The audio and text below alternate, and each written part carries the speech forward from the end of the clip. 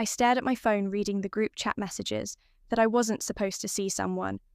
Probably my stepsister's assistant, who still felt sorry for me, have forwarded screenshots of their private conversation. Marcus meeting at 2 p.m. tomorrow to discuss the Phoenix acquisition boardroom. Emma, should we invite Olivia Marcus? Why would we? She's not real family. Emma True, she probably just embarrass us anyway. Remember that disaster with the Johnson contract. Marcus LOL when she actually suggested we consider employee benefits a major. I set my phone down on my desk. My real desk in my private office on the top floor of the Phoenix Group's headquarters, outside my window. Seattle's skyline glittered in the morning sun, but I barely noticed it. I was too busy thinking about how perfectly their exclusion played into my plans. For 3 years, I'd hidden my identity as the founder and CEO of Phoenix Group, one of the fastest growing technology companies in the country. The business media called me reclusive, mysterious, brilliant. My step-siblings called me a failure, could never amount to anything. If only they knew the story really began 15 years ago when my father married Catherine Walsh, a wealthy widow with 2 picture-perfect children. I was 17, still grieving my mother's death when I suddenly gained a stepmother who saw me as an inconvenience, and 2 step-sibling who treated me like an unwanted house guest. Marcus and Emma Walsh had everything: trust funds, private school educations, guaranteed positions in their father's company. Walsh Technologies, I had a partial scholarship to State University and a determination to prove myself. You really should consider community college, Catherine had said during my senior year, her voice dripping with fake concern. WashTech needs administrative assistants too, you know. But I had other plans. While my step-siblings partied their way through business school, I worked 3 jobs to put myself through computer science and engineering programs. While they posted photos from their European vacations, I was learning to code, developing the algorithms that would eventually become Phoenix Group's foundation. The disaster with the Johnson contract. They'd mentioned that was 5 years ago, when I was still trying to please them, still hoping to earn a real place in the family. I'd suggested that WashTech's new software should include better benefits for their clients, employees, health tracking wellness programs, career development tools. Marcus had laughed me out of the meeting. 2 months later, I founded Phoenix Group with exactly that focused human-centered technology that helped businesses take better care of their employees. Within a year, we'd stolen the Johnson contract from Walsh Tech. Within 3 years, we'd become their biggest competitor. And now, after careful maneuvering and strategic acquisitions, I was about to become their owner. The takeover had been months in the making. WashTech was vulnerable. Their outdated practices and focus on profit over people had left them struggling in the modern market. Their stock was dropping. Their clients were leaving and their board was desperate for a solution. Enter Phoenix Group with an offer they couldn't refuse. The only condition was that the negotiations had to be handled through intermediaries. The mysterious CEO of Phoenix Group was too busy for direct meetings. My computer pinged with a calendar reminder. Walsh Tech Board. Meeting 2 p.m, I'd had my assistant schedule it weeks ago, knowing my step-siblings would choose that time for their private meeting. After all, everyone knew Phoenix's CEO never took afternoon meetings. I opened my desk drawer and took out an old photograph. Me at 17, standing with my father at my high school graduation. He died 2 years later in a car accident, leaving me with nothing but memories and a family that never wanted me. Catherine had taken control of his small tech consulting firm, merging it into Walsh Tech and erasing every trace of his legacy. She'd made it clear that his death meant the end of any obligation to me. I was an adult. She'd said I needed to make my own way, so I did. I picked up my phone and called my assistant. Sarah, is everything ready for this afternoon? Yes, Miss Harrison, the lawyers have the final paperwork prepared. The board has already approved the sale. They just need the Wash family signatures as majority shareholders, and they still don't know. No one knows you're Alexander Phoenix. The media still thinks you're a reclusive male CEO. In his 50s, the photos we've leaked of the real Alex Phoenix at charity events have all featured the actor we hired. I smiled, remembering how Emma had once swooned over a magazine article about the mysterious Alex Phoenix, calling him exactly the kind of powerful man this family needs to align with perfect, make sure the conference room camera is working. I want to record their faces when they find out. After hanging up, I walked to my private bathroom to check my appearance. The woman in the mirror looked nothing like the awkward teenager who once tried so hard to fit into the Walsh family. My dark hair was perfectly styled, my suit was impeccably tailored, and my posture radiated confidence. The last piece of my disguise was a pair of designer glasses, not something I needed, but they changed my face just enough that someone who hadn't seen me in a few years might not immediately recognize me. Miss Harrison Sarah's voice came through the intercom. The Wash siblings have arrived for their meeting. They're in Boardroom A and the camera live feed is running. Would you like to watch? I sat at my desk and opened the video feed on my laptop. Marcus and Emma sat at the long conference table, looking exactly as privileged and smug as I remembered Marcus was showing Emma something on his phone, both of them laughing. I turned up the volume. Can you believe Olivia actually applied for a job here last month? Marcus was saying, as a project manager like Phoenix Group would ever hire someone like her. Emma snickered.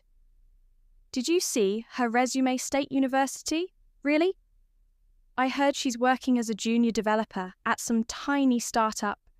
Pathetic, actually. I had applied for that job through a carefully constructed fake identity, complete with an alter photo. I'd know they'd see the application known. They'd laugh about it. Known they'd never suspect that I wasn't seeking a job at Phoenix Group. I owned it. I glanced at my watch, 1:55 p.m. Almost time, Sarah, I said into the intercom. Please inform the Wash siblings that the meeting will begin slightly early, and Sarah, make sure you address me as Miss Phoenix when you announce me. I stood straightening my jacket and gathering the folders. I'd need 15 years of being treated like an outsider, of being told I wasn't good enough, of watching them squander opportunities. I would have treasured it all came down to this moment. I thought about my father, about how proud he'd been when I wrote my first computer program, about how he always said, success wasn't about who you knew or what advantages you had. It was about how hard you were willing to work. Ready when you are. Miss Phoenix, Sarah's voice came through the intercom. I took one last look in the mirror, adjusted my glasses and picked up my folders. Time to show my step-siblings exactly what not real family could accomplish. I walked toward Boardroom A, my heels clicking purposefully on the marble floor through the glass walls. I could see Marcus and Emma still laughing, still secure in their privilege bubble, still unaware that their world was about to change dramatically. Sarah stood ready at the door, her face professionally neutral, despite knowing what was about to happen. She'd been with me since the beginning, one of the few people who knew my true identity. Shall I announce you? She asked quietly. I nodded, thinking of all the times they'd excluded me, dismissed me, treated me as less than them. The memory of their laughter fueled my confidence. Sarah opened the door. Mr. and Miss Walsh, allow me to introduce Alexander Phoenix, CEO of Phoenix Group. I stepped into the room, watching as their expressions shifted from polite interest to confusion to dawning horror. Hello, Marcus, Emma. I smiled, channeling Catherine's elegant condescension. Shall we discuss the future of Walsh Technologies? The silence in Boardroom. It lasted exactly 12 seconds. I counted them, savouring each moment, as Marcus and Emma's faces cycled through shock, disbelief, and finally fear. Olivia, Emma's voice cracked. This is some kind of joke. I set my folders on the table and took a seat at the head of the conference table, their father's old spot. No joke. Emma, though, I must say, your earlier comments about my job application were quite amusing. Marcus found his voice, though. It trembled slightly. You can't be Alexander Phoenix. The company records the photos in the media. All carefully managed misdirection, I said, opening the first folder. Now shall we discuss the terms of the acquisition? I believe you're both familiar with the broad strokes Phoenix Group purchases. Wash Technologies for $2.4 billion, retaining key assets while restructuring management. Wait, Emma interrupted, her designer bracelet clinking against the table as she leaned forward. You've been lying to everyone, pretending to be someone else. No, I've been protecting my privacy while building one of the most successful tech companies in the country. I met her gaze steadily, something I learned from watching your family appearance. Isn't everything? Reality is what matters. Marcus's face hardened.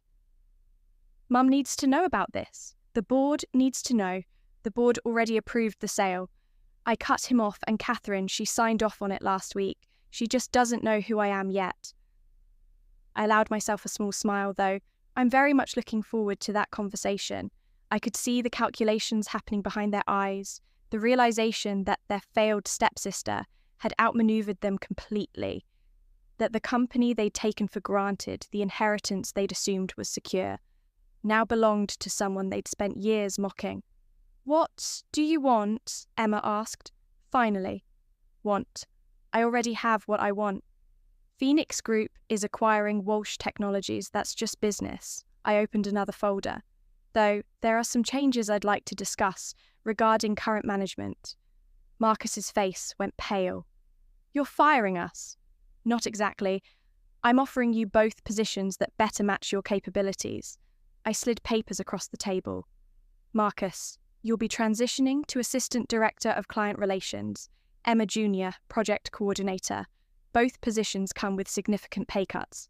Of course, but they do include the employee benefits package. You once laughed at me for suggesting this is ridiculous. Emma sputtered, we won't accept. Then you're welcome to seek employment elsewhere, I said calmly, though I should mention that the non-compete clauses in your current contracts will remain in effect. And given Walsh Tech market position, you might find job hunting challenging. Marcus slumped in his chair. You've been planning this for years, haven't you? Planning? No, working hard, building something meaningful, succeeding. Despite your constant attempts to undermine and exclude me, yes, I stood up, straightening my jacket. You have until tomorrow morning to decide if you accept the new positions. You'll report to HR for orientation at 9 a.m. If not, security will escort you out. As I turned to leave, Emma called out, her voice desperate. Wait, what about Mum? What are you going to do to her? I paused at the door. Catherine made her choices 15 years ago. Now she'll live with the consequences. I glanced back at them. Oh, and don't bother trying to warn her she's in a board meeting right now. One where she's about to meet Alexander Phoenix for the first time. The second board meeting of the day was being held in our largest conference room. Through the glass walls, I could see Catherine sitting among the other board members, impeccably dressed as always. Probably already planning how to charm the mysterious CEO of Phoenix Group. Sarah met me outside the door. Everyone's ready, Miss Phoenix. Would you like me to announce you? No, I said softly. I think I can handle this one myself. I walked into the room, and for the second time that day, watched as recognition dawned on someone's face. Catherine's perfect composure cracked just for a moment as she realized exactly who had bought her company. Good afternoon, I said to the room at large, but my eyes were fixed on my stepmother.